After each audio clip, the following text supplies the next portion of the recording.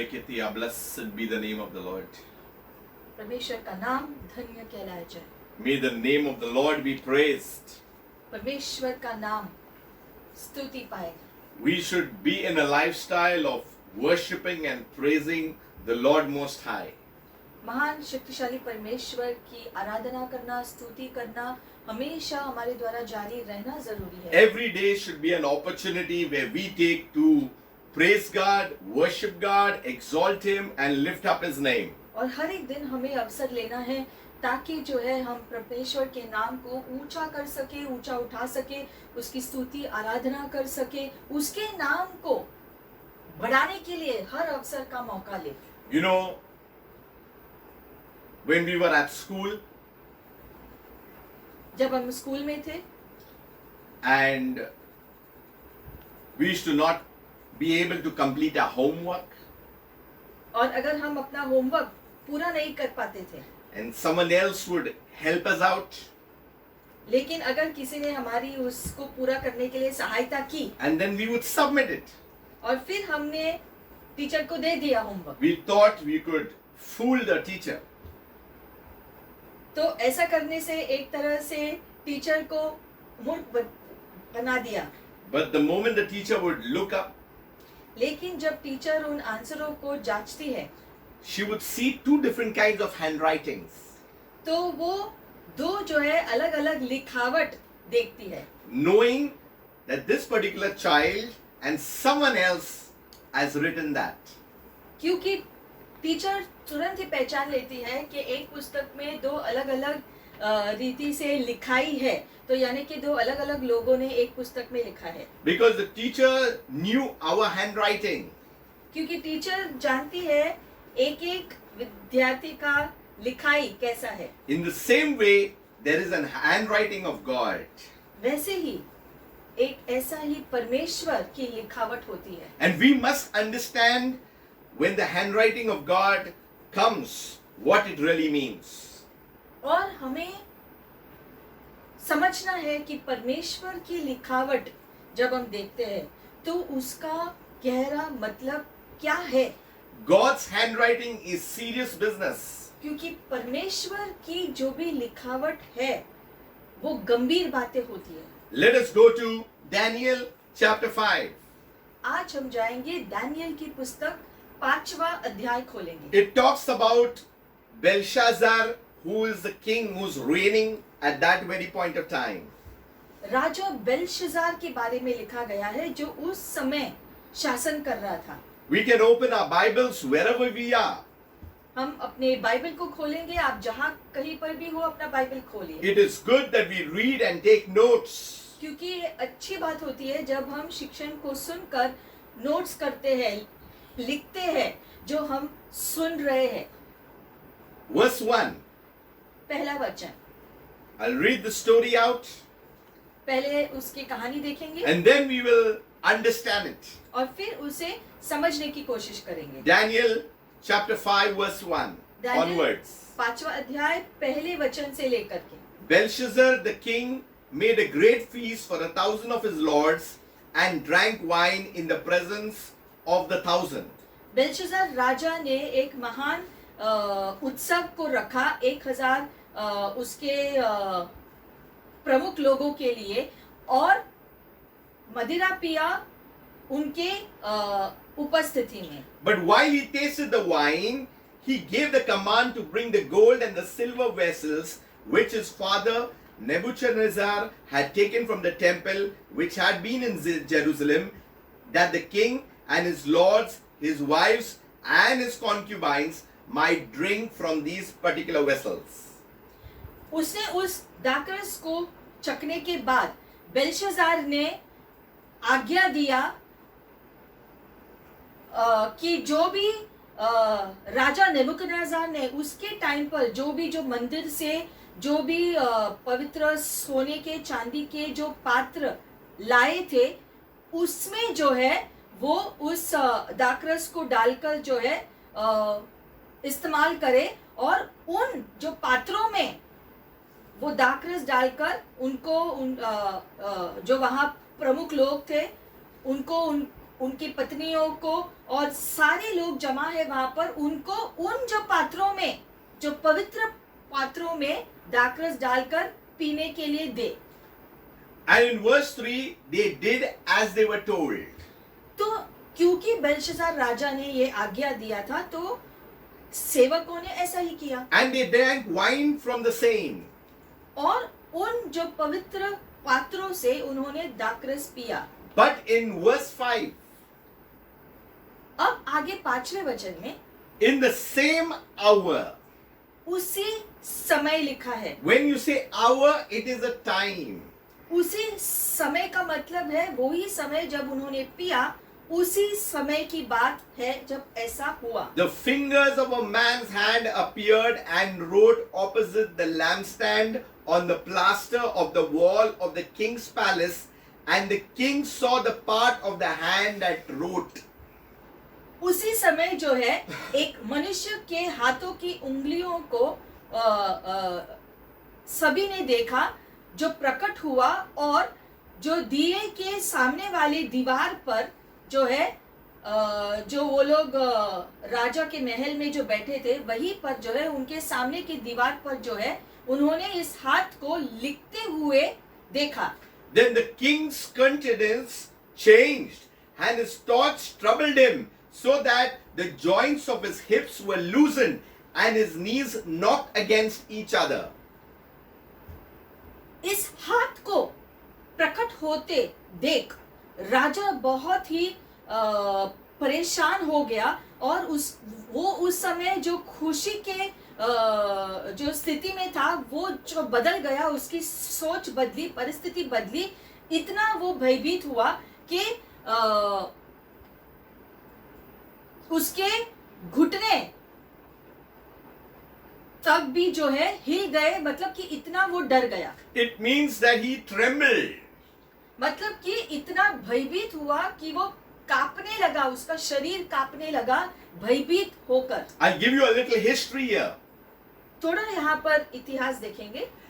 In this chapter, at this point of time, Belshazzar is king.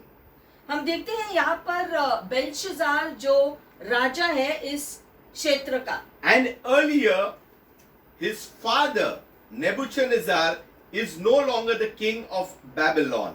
और Belshazzar का पिता Nebuchadnezzar जो था पहले, वो अब नहीं रहा, लेकिन वो पहले राज्य करता था नेबुकदनेस्सर। अब उसके बाद उसका बेटा बेलशस्सर राज्य कर रहा है। And he reigned for 43 years. और जो है नेबुकदनेस्सर ने जो है 43 साल तक शासन किया। Then his son, evil Merodach, उसके बाद उसका बेटा evil Merodach. इविल मेरोडैक जो है, The name is only that, evil Merodach. उसका नाम ही ऐसा है। Please don't keep your names like that. ऐसे नाम दुष्ट कुछ या दुष्ट और एक नाम, ऐसा किसी बच्चे का नाम नहीं रखना अच्छा है। He ruled only for 2 years and then was assassinated. ये नाम का व्यक्ति जो है दुष्ट मेरोडैक जो है, उसका शासन 2 ही साल चला और उसके बाद उसकी हत्या की गई थी। See, in Hebrew, there are names that sometimes it's even difficult to pronounce. कभी कभी इब्रानी भाषा के कुछ नाम ऐसे होते हैं जो बोलने के लिए थोड़ा सा तकलीफ हो। Then later on, according to Jeremiah, there was another king who ruled for 4 years. उसके बाद जो है हम देखते हैं जरमाया की पुस्तक में लिखा गया है कि एक और व्यक्ति ने शासन किया। And this went on until a person named Nabonidus lived and was ruler.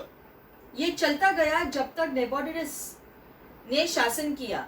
This is as per history and as per scholar evidence. ये सारी चीजें जो है इतिहास में दर्ज है, यानी कि नेबुकदनेस्सर से शुरुआत करके उसके बेटे जो भी थे जिन्होंने शासन किया, एक के पीछे एक, ये इतिहास में दर्ज है जैसे कि बाइबल में लिखा है। Why I am sharing to you? Because it becomes an important aspect of knowing history behind this chapter. ये इसलिए कह रहे हैं ताकि बाइबल के इस चैप्टर में जो लिखा है इस राजा के बारे में, उसके इतिहास के बारे में थोड़ा सा हम जान ले कहानी को और ज्यादा अच्छी रीति से समझने के लिए। We'll come back to the verse 7. The king cried aloud to bring in the astrologer, the Chaldeans, the soothsayers, and the king said, whoever reads this writings and interprets it will have clothed himself with purple and have a gold chain around his neck and shall be the third ruler in the kingdom. तब राजा ने ऊंचे शब्द से पुकार कर तंत्रियों, कसदियों और होनहार बताने वालों को हाजिर करवाने की आज्ञा दी।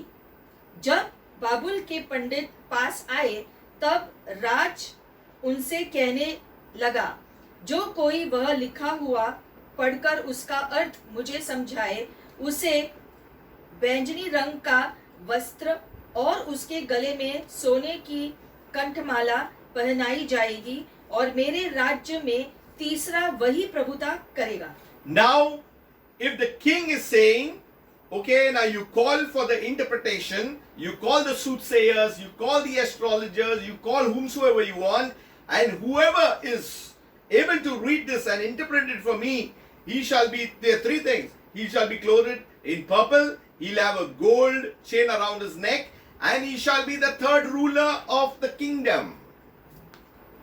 इस वचन में लिखा गया है कि राजा ने आज्ञा दिया कि जो कोई भी, चाहे वो जो भी, उसने अपने राज्य के सारे जो तंत्र मंत्र करने वाले या जो गुरुजन थे वो सब लोगों को बुलाया और सबसे कहा कि जो कोई भी जो इस दीवार पे जो लिखा हुआ है, उस हाथ ने जो भी दीवार पे लिखा है, उसका अर्थ अगर कोई मुझे समझाएगा, बताएगा कि क्या है ये, तो उसको तीन चीजें मैं दूंगा। पहला, जो बैंगनी वस्त्र उसको पहनाऊंगा, सोने की चेन उसके गले में डालूंगा और मेरे राज्य का तीसरा प्रमुख शासक उसको मैं बनाऊंगा, ऐसे बेल्शाज़ार राजा ने कहा। I was wondering why he was giving the person who interprets to be the third ruler in the kingdom.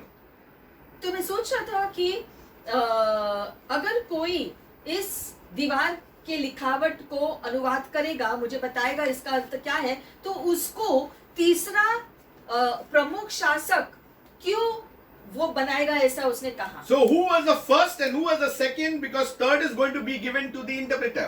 क्योंकि राजा के बाद जो है पहला दूसरा कौन है, क्योंकि ये तीसरा शासक होगा, ऐसा लिखा गया है।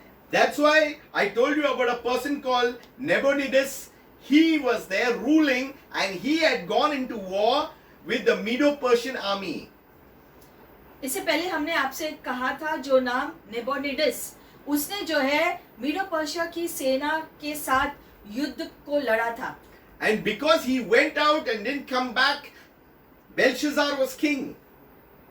और ये जो है वापस नहीं आया था उस युद्ध से, इसीलिए बेल्शाज़ार राजा बना था। So Belshazzar was actually number 2. तो असल में नेबोनिडस जो पहले स्थान पर एक्चुअली था और बेल्शाज़ार दूसरे स्थान पर। He could not give the number 2 position because he himself was number 2. वो दूसरा स्थान किसी और को नहीं दे सकता था क्योंकि वो खुद ही दूसरे स्थान पर था। Now we'll go. Now all the king's wise men came and they could not read the interpretation. अब राज्य के सारे बुद्धिमान लोग जो भी थे सब आए, लेकिन उनमें से कोई भी उस लिखावट का अनुवाद नहीं दे The पाया। Bible says that the king was greatly troubled, his countenance was changed, and his lords were astonished.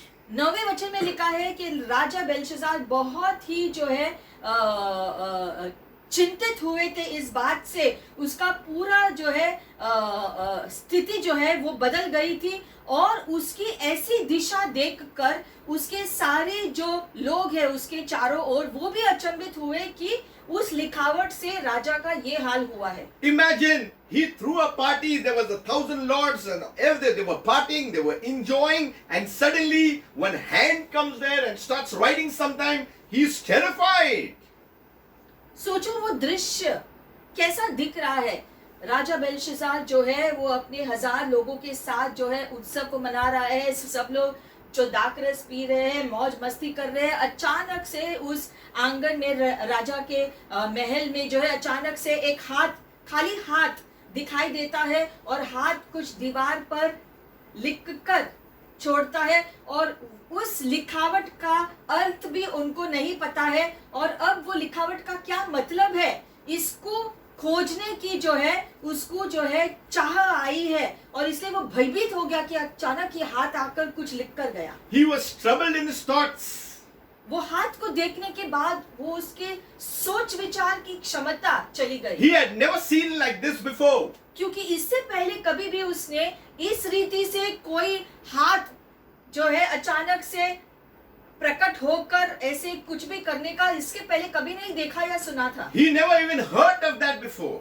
इसके बारे में कभी भी सुना भी नहीं था किसी से। Now it says that the queen, because of the words of the king and his lords, she came to the banquet hall.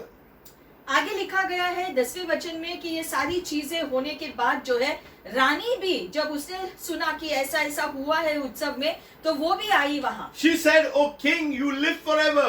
उसने कहा हे राजा हमेशा के लिए जियो, Do not let your thoughts trouble you, nor let your countenance change." तुम्हारे सोच विचार से तुम परेशान मत हो और इतना जो है भयभीत मत होना। She had some solution because she's coming to the king.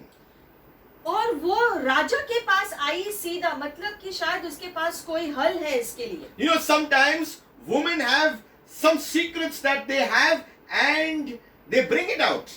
कभी कभी स्त्रियों के पास ऐसे रहस्य होते हैं या फिर ऐसे जो मालूमात उनके पास होती है जो अचानक से ऐसे जो परिस्थिति जब आती है तब वो जो है उनका हल देने के लिए सक्षम होते हैं। And she tells him that there is a man in your kingdom in whom is the spirit of the holy God. और रानी जो है राजा से कहता है कि एक व्यक्ति हमारे राज्य में ऐसा है, मैं जानती हूँ, जिसके पास जो है पवित्र परमेश्वर की आत्मा निवास करती है। And she says, in the days of your father, light and understanding and wisdom, like the wisdom of gods, was found in him. और जो है तुम्हारे पिता जब राज्य करते थे तब जो है उन दिनों में प्रकाश, समझ, बुद्धि जो है और देवताओं की बुद्धि जो है उनके अंदर हमेशा पाई गई। And the king Nebuchadnezzar, your father the king, made him chief of the magicians, astrologers, Chaldeans, soothsayers. और राजा नेबुकदनेस्सर जो तुम्हारे पिता थे उन्होंने उसको जो है राज्य में दूसरों से प्रमुख ऐसा बनाया था। Now you look at verse 12, which is showing the biodata of Daniel. अब 12वें वचन में जो है दानियल का जो है जैसे जीवन के सारे गुण उसमें लिखे गए हैं। In as much as an excellent spirit, क्योंकि उसमें उत्तम आत्मा थी, he had knowledge, ज्ञान था उसके पास, understanding, प्रवीणता था, interpreting dreams, सपनों का अनुवाद करने की क्षमता थी, solving riddles, पहेलियां बुझाने की क्षमता थी, and explaining enigmas was found in this Daniel. और हर संदेह दूर करने की शक्ति उसमें पाई गई थी। And the king had named him Belteshazzar. और राजा ने इस व्यक्ति को नाम भी दिया है बेल्तशजार। So he said, now let Daniel be called and he will give the interpretation. तो उसने कहा ठीक है, इस दानियल को लेकर आओ ताकि वो इस लिखावट का अनुवाद हमें बता सके। So verse 12 forms the resume of Daniel in spiritual sense. तो 12वें वचन में ये दानियल जिसके ऊपर परमेश्वर की आत्मा निवास करती है, इसके बारे में सारे आत्मिक गुण 12वें वचन में दिए गए। Then Daniel was brought before the king, and the king spoke and said to Daniel, "Are you that Daniel who is one of the captives of Judah, whom my father the king brought from Judah?"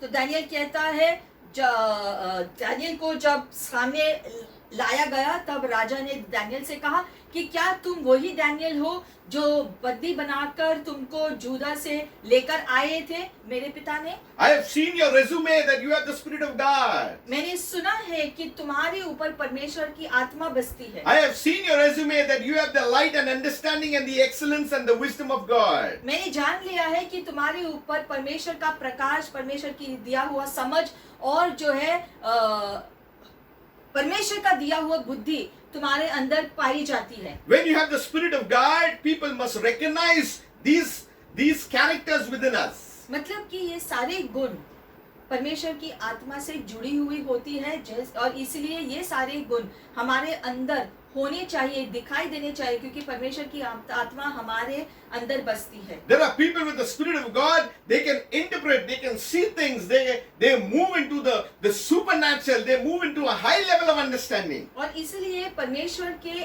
आत्मा के प्रभाव से जो चलते हैं, जो जीवन जीते हैं, हम देखते हैं ऐसे वो लोग हैं जो स्वप्नों का अनुवाद कर पाते हैं, स्थितियों का अनुवाद कर पाते हैं, लोगों की मदद कर पाते हैं, आत्मिक रीति से जो है वो एक प्रधान स्थान पर होते हैं। So he says that the wise men, the astrologers was brought in, that they would read it and make it known, but they could not give an interpretation.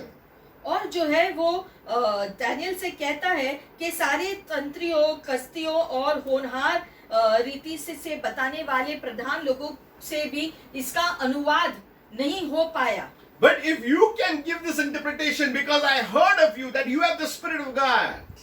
और वो कहता है इन लोगों से नहीं हुआ इसका अनुवाद करना, तो इसलिए अगर परमेश्वर की आत्मा से आप से अगर ये अनुवाद होता है, And you will be clothed with purple, you will have a gold chain, and you will be third ruler of the kingdom. अगर तुमने उसका अनुवाद दिया मुझे, तो जैसे कि मैंने पहले कहा था कि तुम्हें जो है बैंगनी वस्त्र दूंगा, मैं सोने की चेन तुम्हारे गले में डालूंगा और मेरे राज्य का तीसरे स्थान का प्रधान तुम होंगे। He is speaking about the kingdom that he was ruling. वो उस राज्य के बारे में शासन करने के लिए कह रहा था जो जिसके ऊपर वो खुद शासन कर रहा है। Then Daniel answered, राजा की बातों को सुनने के बाद दानियल ने जवाब दिया, let your gifts be for yourself. तुम्हारे सारे ये वरदान तुम अपने पास ही रखो। Because Daniel is operating under a very superior kingdom. क्योंकि दानियल जानता था कि वो जो कार्य करने वाला है वो उस महान परमेश्वर जो अनंत राज्य से जुड़ा है उसका काम कर रहा है। All this being clothed in purple and all this gold of chain and being a ruler was nothing before, because he's in a different kingdom, he's in a different environment. मतलब कि दानियल राजा को समझा रहा था कि मैं ये जो अनुवाद करूंगा और ये जो परमेश्वर की आत्मा मुझ पर है, ये जो है आत्मिक राज्य और आत्मिक क्षेत्र के बारे में चीजें हैं। ये जो है जो बैंगनी वस्त्र, सोने की चेन और ये तीसरा शासक पूरे राज्य में, मुझे ये सारा स्थान, मुझे ये सारी दुनिया की चीजें या जो वरदान नहीं चाहिए, क्योंकि मैं परमेश्वर के अधीन कार्य करता हूँ। Yet I will read the writing to the king and make known to him the interpretation. ये सारे वरदान मुझे नहीं चाहिए, लेकिन मैं इस जो लिखावट का अनुवाद तुम्हें बताऊंगा राजा। Now there was a writing on the wall. अब दीवार पे वो लिखावट है, The king of that particular kingdom never knew the writing. लेकिन वो राज्य का राजा खुद उस लिखावट को नहीं समझ पा रहा था। Try to understand, how did Daniel know? तो ये बात जो क्या लिखा है दानियल को कैसे पता चलेगा? Only a person of that kingdom will understand that writing, that culture, everything, because Daniel was in the kingdom of God.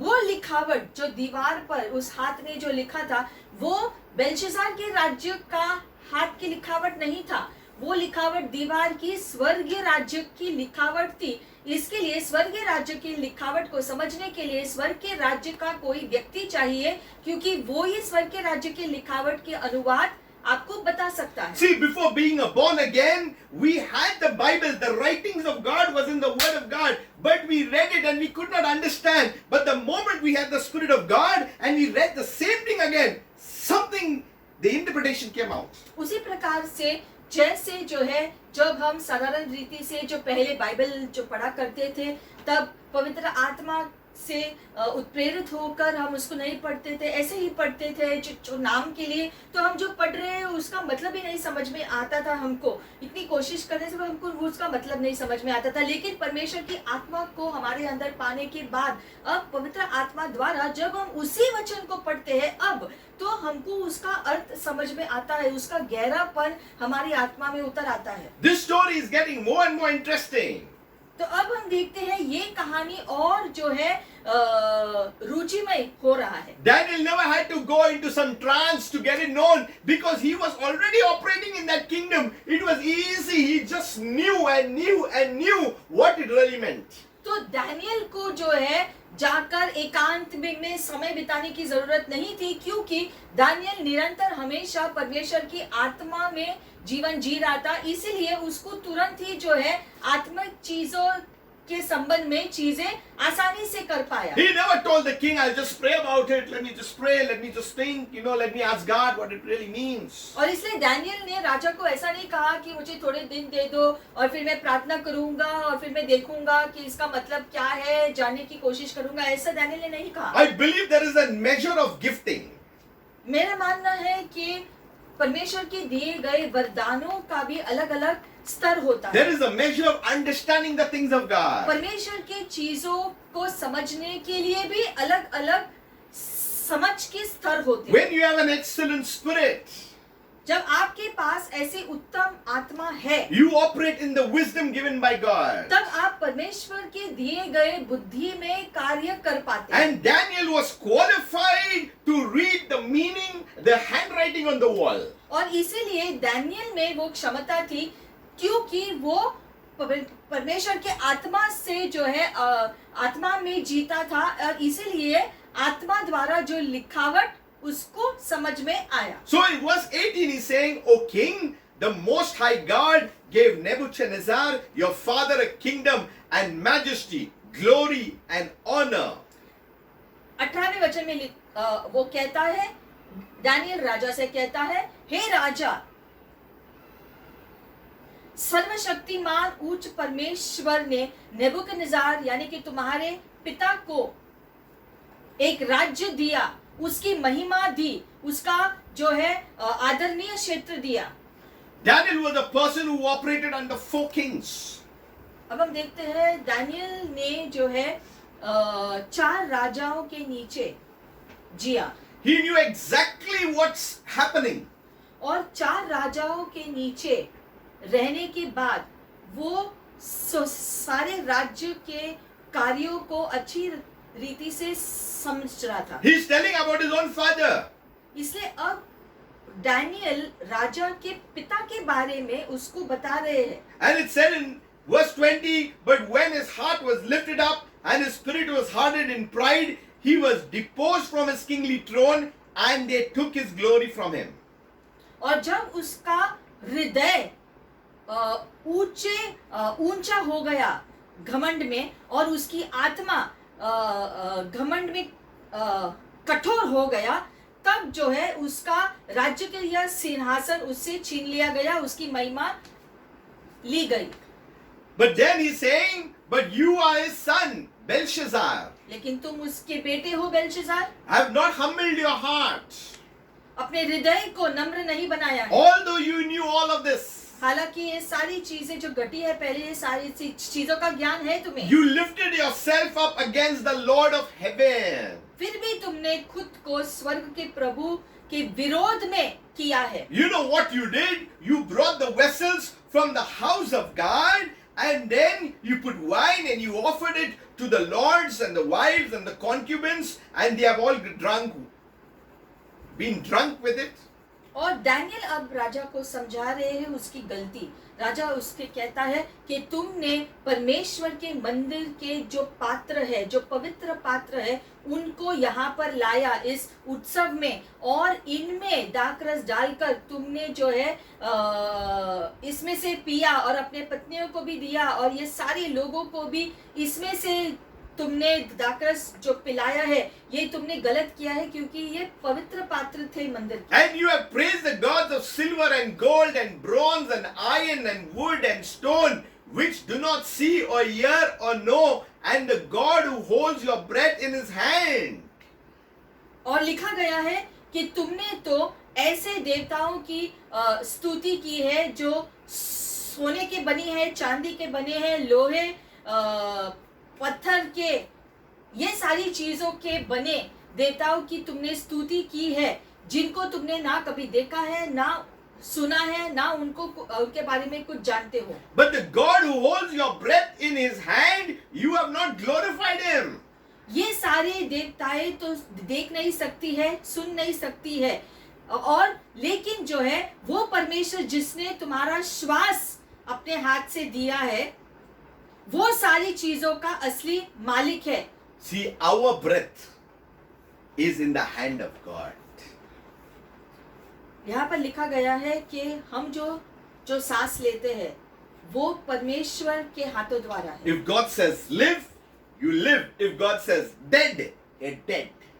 अगर इस श्वास को प्रभु ने ले लिया तो हम मर जाएंगे. अगर प्रभु ने कहा कि तुम्हें जीना है तो वो श्वास हमें देता है. This was very frightening at that time. तो ये बहुत ही भयानक शब्द है उस समय का, कि दानियल अभी राजा को कह रहा है कि तुमने ऐसा ऐसा किया है और सही परमेश्वर को तुमने महिमा नहीं दिया है, लेकिन दूसरे देवताओं को महिमा दी है. Then in verse 24 and 25, आगे हम देखते हैं, then the fingers of the hand were sent from him, and this writing was written, and this is the inscription that was written, Mene Mene Tekel Upharsin. और फिर हम देखते हैं 24-25 वचन में लिखा गया है, इसीलिए हाथ के उंगलियों ने जो स्वर्ग से भेजे गए थे इन शब्दों को लिखा है, और ये शब्द जो लिखावट है उसका मतलब है मैंने तेकेल उफारसिन. So he is giving the interpretation of what is Mene Tekel Upharsin means. मतलब कि इन शब्दों का अब दानियल राजा को अर्थ समझाने वाले हैं. Mene means God has numbered your kingdom and finished it. Gone. It's over. मैंने का मतलब है कि परमेश्वर ने तुम्हारे राज्य के दिनों की गिनती की है और अब वो खत्म हो चुके हैं. Tekel means you have been weighed in the balances and found wanting. तेकेल का मतलब है कि तुम्हारा जो भी जो कार्य है वो बहुत ही बुरा हो गया है, हद से ज्यादा हो गया है. And Upharsin means your kingdom has been divided and given to the Medes and the Persians. Paris का मतलब है कि तुम्हारे राज्य को दुभागा गया है और मीडीज और पर्सी के सेनाओं को दे दिया गया है. Then Belshazzar gave the command. They clothed Daniel with purple, put a chain around his neck, made a proclamation that he should be the third ruler in the kingdom. ये अनुवाद सुनने के बाद बेलशजार ने आज्ञा दिया कि दानियल को जैसे मैंने जो वादा दिया है, बैंगनी वस्त्र, सोने का चेन उसके गले में उसको दिया जाए और मेरे राज्य का तीसरा शासक उसको प्रमुख बनाया जाए. You know, whenever a king writes something, it has to be obeyed, it has to be done, it cannot be revoked. अब जानते हैं जब कोई राजा किसी चीज की घोषणा कर देता है तो उस चीज को कोई बदल नहीं सकता है. एक बार जिसके ऊपर छापा पड़ गया किसी बात पर तो वो चीज होनी ही है. When the writing was done by the king of all the earth, it had to be finished. उसी प्रकार से जब सृष्टि का परमेश्वर ने एक लिखावट की घोषणा की है, मतलब कि उस पर मुहर लग गया है और वो होने ही वाला है. Verse 30 of the same chapter, that very night Belshazzar, king of the Chaldeans, was slain. अगले ही वचन में लिखा गया है कि उसी रात को बेलशजार राजा मारा गया. You know, everything was fortified. You know, the walls were very thick. It was very high. Yet what God said had to happen.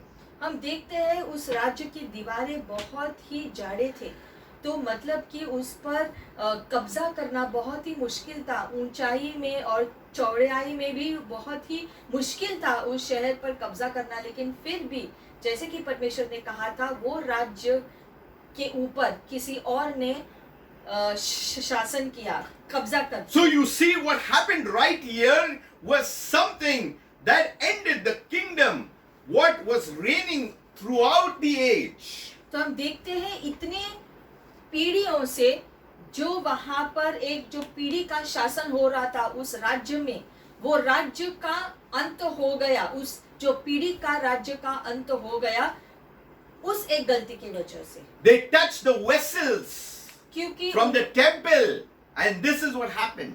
क्योंकि इज़राइल के मंदिर के पवित्र पात्रों का अपमान किया, उसे दूषित किया, जिसका परिणाम ये था कि राजा अब नहीं रहा। I'll interpret this.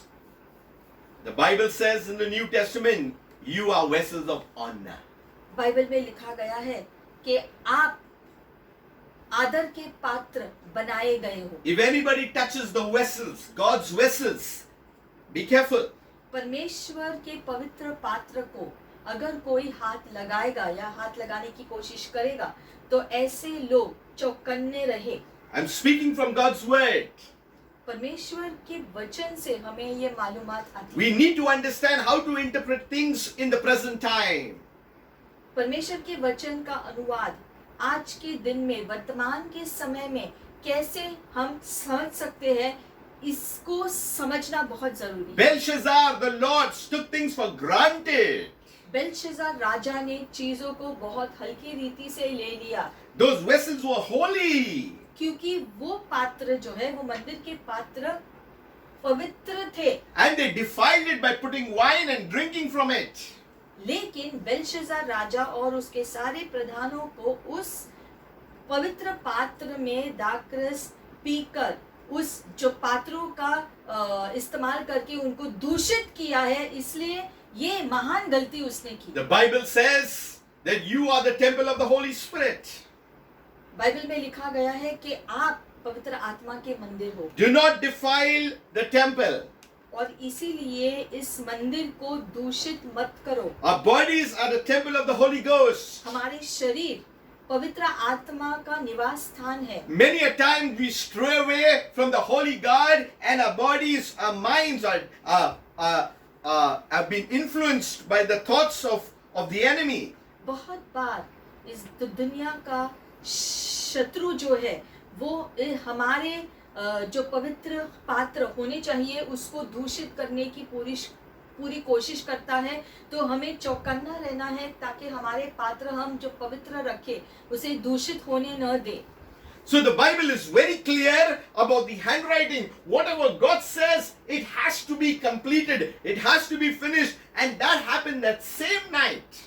और इसलिए हम देखते हैं जो परमेश्वर से मुख से निकले हुए वचन जो दीवार पर लिखी गई थी वो पूरा हुआ जैसे कि लिखा गया था। There was a handwriting written against us.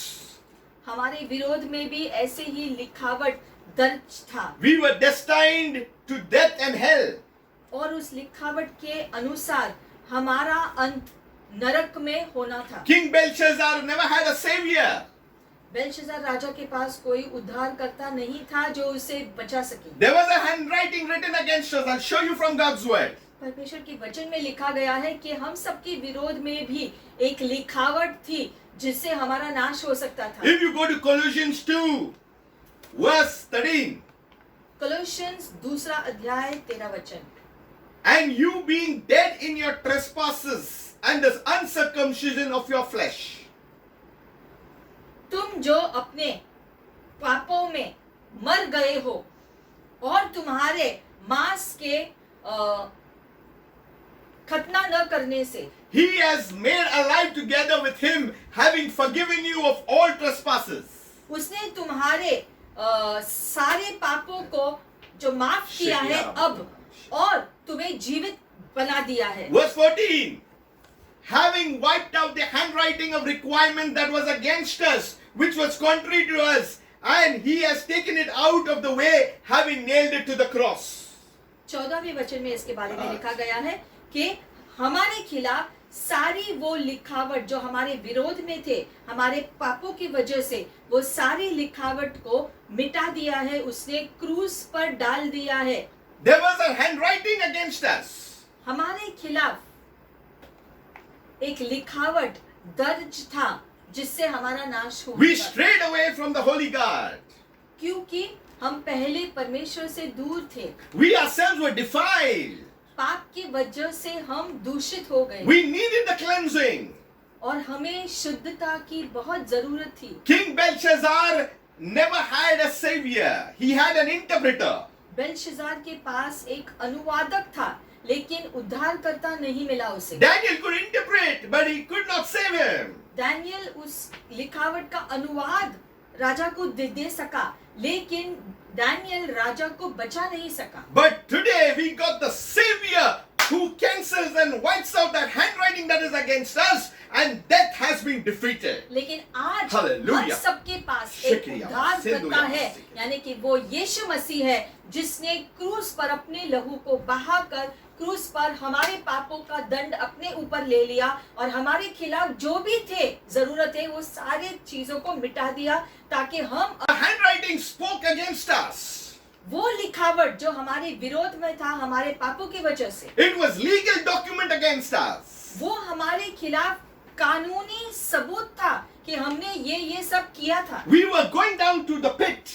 वो कार्यों, गलत कार्यों की वजह से नरक हमारे लिए था, But just in time the savior came. लेकिन सही समय पर उद्धारकर्ता हमारे जीवन में आए। Jesus came. यीशु आए इस धरती पर सही समय, He understood the handwriting.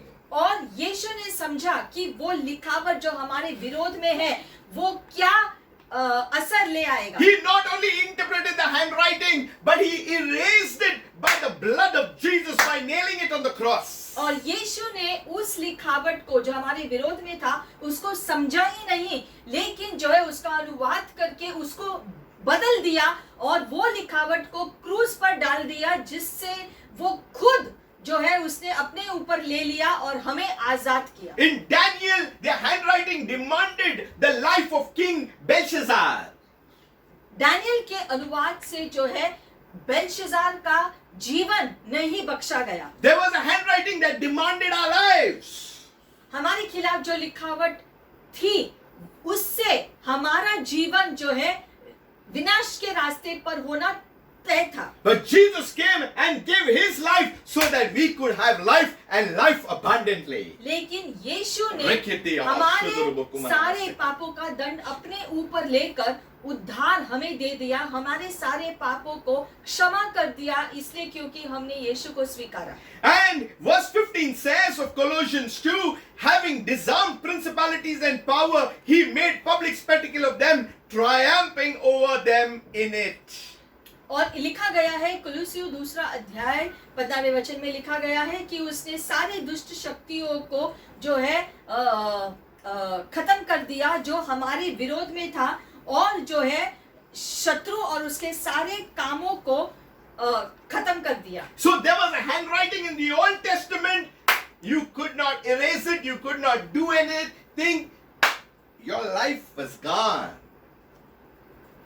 हम देखते हैं कि इस कहानी में जो लिखावट थी उसके अनुवाद से जो है बेलशजार का जीवन नहीं बख्शा गया, लेकिन हमारे विरोध में जो है उसका अनुवाद के साथ साथ हमको जो बख्शा भी गया है यीशु मसीह के क्रूस के द्वारा। That's what the Bible says. Rejoice evermore, for this is the will of God in Christ Jesus concerning you. इसलिए बाइबल में लिखा गया है हमेशा आनंदित रहो, क्योंकि परमेश्वर की इच्छा है जिस काम को उसने पूरा किया है उसके द्वारा कि तुम आजाद रहो। You must not rejoice because it is a Sunday. You must rejoice because the handwriting has been gone. It has been gone. The legal framework that was against us, now we have life in Christ Jesus. क्यों कहा गया है कि हमेशा आनंदित रहो, क्योंकि ये परमेश्वर की इच्छा है तुम्हारे अब जो तुम आजाद हो, क्योंकि परमेश्वर ने सच में हमें आजाद किया है उन सारे बंधनों से, वो सारे विनाश के चीजों से जो हम पर आनी थी वो सबसे उसने हमें छुड़ाया और हमें जो बचाया है। इसलिए हर दम उस क्रूस के लिए, यीशु के कार्यों के लिए धन्यवाद देकर हमेशा आनंदित रहना जरूरी है। Father, today in the matchless name of Jesus, इसलिए पिता यीशु मसीह के महान नाम से पिता we bow our heads हम अपने सिर को झुकाते हैं, because you are the great I am. क्योंकि तू वो महान मैं हूँ। You are the Lord and you are the Savior. तू प्रभु है और उद्धार करता भी तू है। You are a just God. तू एक न्यायी परमेश्वर है। You are a God who loves and you are a God who forgives. तू वो परमेश्वर है जो हमसे प्यार करता है और हमें माफ भी करता है। You are a God who disciplines. तू हमें अनुशासित करता है। Father, we just thank you for the life today we live. और पिता हम धन्यवाद करते हैं इस जीवन के लिए जो हम जी रहे हैं। We understand today, Lord, that there was a handwriting written against us. हम समझते हैं इस बात को आज परमेश्वर कि हमारे विरोध में भी एक लिखावट था। We had not walked in your ways. हम भी पहले आपके रास्तों पर नहीं चल We रहे had gone away from you, my God. हम आपसे दूर थे प्रभु। But today, Lord, because of Jesus, you have brought us closer to you. लेकिन आज यीशु मसीह के कार्य की वजह से आपने हमें आपके करीब किया है प्रभु। You are cleaning us, Lord. आज भी आप हमें साफ करते हो। You are beautifying us, Lord. आज भी हमें आप सुंदर बनाते You हो। are changing us, Lord. आज भी आप हमें बदलते रहते You हो। have given us the joy, Lord. आपने हमारे हृदय में वो आनंद डाला है। You are strengthening us, Lord. आप हमें और शक्तिशाली बनाते जाते हो। We thank you, Father, you have placed us, Lord, in your body. हम धन्यवाद करते हैं कि आपने हमें आपके देह का भाग बनाया। You have called us members of your body. आपने हमें आपके शरीर का अंग बुलाया है। You have activated our spirit being to do great works in your kingdom, और Lord. आपने हमारी आत्मा को जागृत किया है ताकि हम आपके राज्य में महान कार्य कर सकें। We are no more inferior, Lord, but you have put us in a position of victory. और आज हम किसी निचले स्थान पर नहीं हैं क्योंकि आपने हमें विजय के स्थान पर डाला है आज प्रभु। We are no more slaves to the kingdom of darkness. धन्यवाद क्योंकि आज हम अंधकार के गुलामी में नहीं हैं, We are blessed because of you, Jesus. लेकिन यीशु मसीह की वजह से हमने आजादी पाई We है। thank you for the cross. क्रूस के लिए हम धन्यवाद करते हैं यीशु। Those who are watching me on video, जो वीडियो से हमें देख रहे हैं, God is doing a great work in your lives. परमेश्वर आपके जीवन में महान कार्य कर रहे हैं। It's time you turn and listen to the voice of God. समय आया है कि आप परमेश्वर की आवाज को सुनो और परमेश्वर की तरफ आपको मुड़ना है। You have to cry out to God. आपको परमेश्वर को पुकारना है, Those who search for God will find Him. क्योंकि जो भी परमेश्वर को सच्चे हृदय से खोजते हैं वो प्रभु को जरूर पाते हैं। Today is your time. आज तुम्हारा समय है। You need to hunger and go after God. आपको परमेश्वर के पीछे जाना है, प्रभु के लिए भूखे हो जाओ। The more you seek Him, the more you will find और Him. जितना आप प्रभु को खोजोगे उतना ज्यादा आप उसको पाओगे अपने जीवन में। And the handwriting will be covered. It is covered by the blood of और Jesus.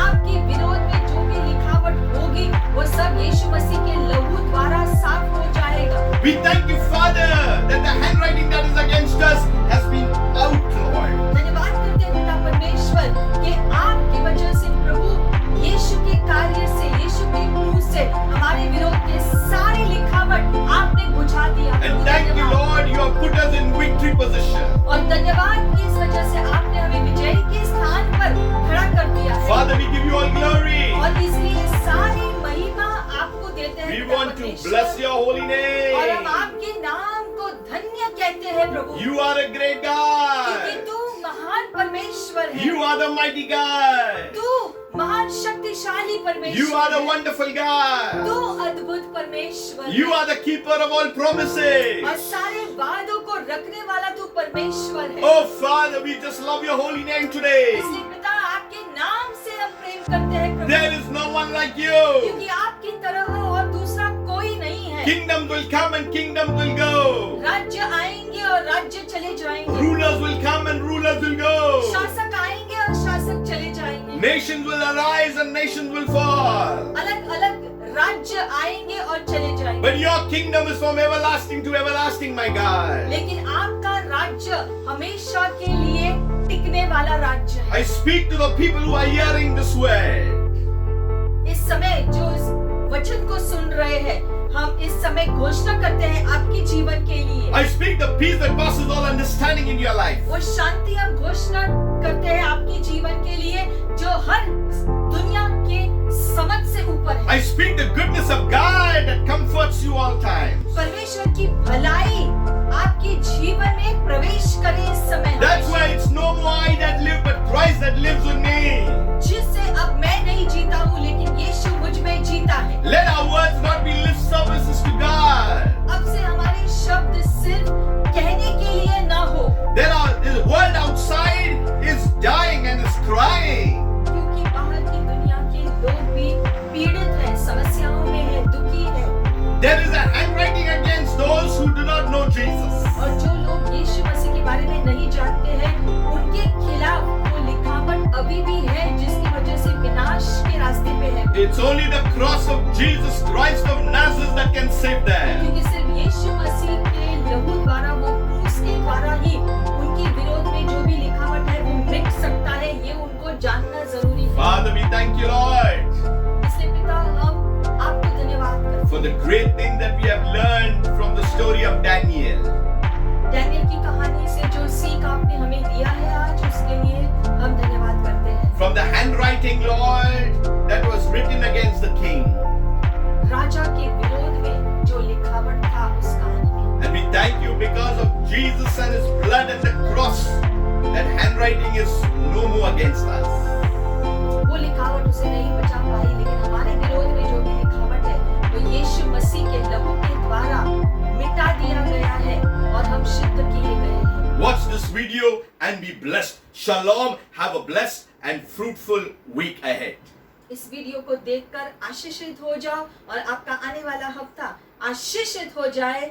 यीशु मसीह के नाम से शालोम, आशीषित हो जाओ।